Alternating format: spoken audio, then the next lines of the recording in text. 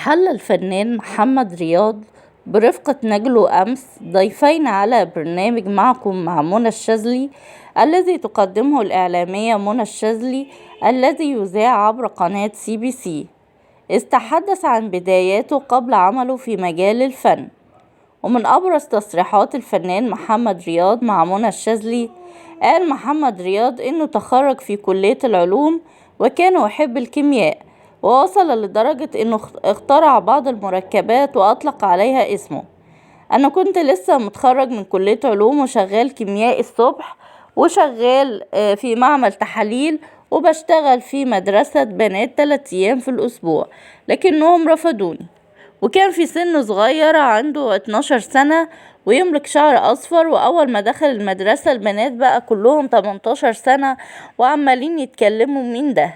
لما تقدمت الرانيا كان الوضع مربك جدا، لأنني هقابل الأستاذ محمود ياسين، فهو من أكثر الشخصيات التي تملك هيبة ربانية.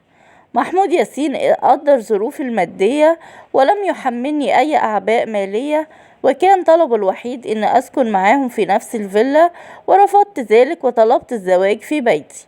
كنت بلعب كورة زمان قبل التمثيل في نادي درجة تانية تحت سن 17 سنة و19 سنة، وقتها طلعنا الدوري الدرجة الأولى، وبنلعب الأهلي والزمالك والفرق دي، وكنا فرقة بلا تمويل، ما كانش فيه فلوس، وكنا بنشتري الحاجات على حسابنا، وكنت باك رايت.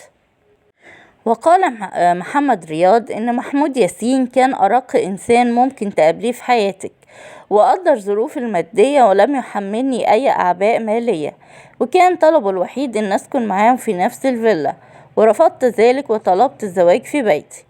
وأوضح هو شاف إن أقدر أتحمل مسؤولية بنته، وأتمنى كل الآباء إن يسهلوا زواج بناته.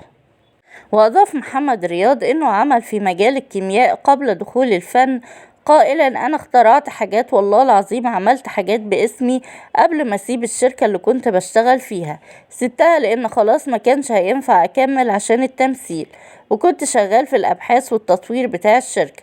وأوضح أنه عند تخرجه امتهن العديد من المهن إلى جانب دراسته في معهد التمثيل، قائلا أنا كنت لسه متخرج من كلية علوم وشغال كيميائي الصبح، وبشتغل في معمل تحاليل، وبشتغل في مدرسة بنات 3 أيام في الأسبوع، ولكنهم رفضوني.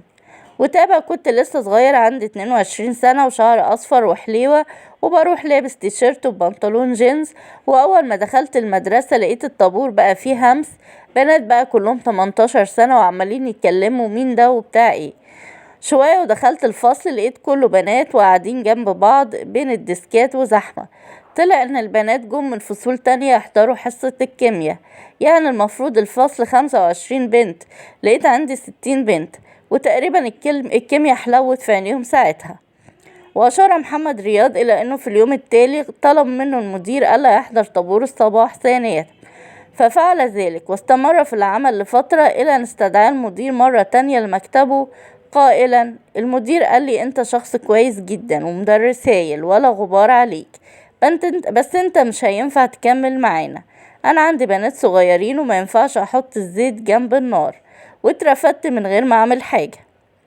ويذكر أن محمد رياض يشارك في رمضان 2023 في مسلسل المداح أسطورة العشق، ومسلسل المداح 3 أسطورة العشق بطولة حمادة هلال، هبة مجدي، خالد زكي، محمد رياض، خالد سرحان، دنيا عبد العزيز، لوسي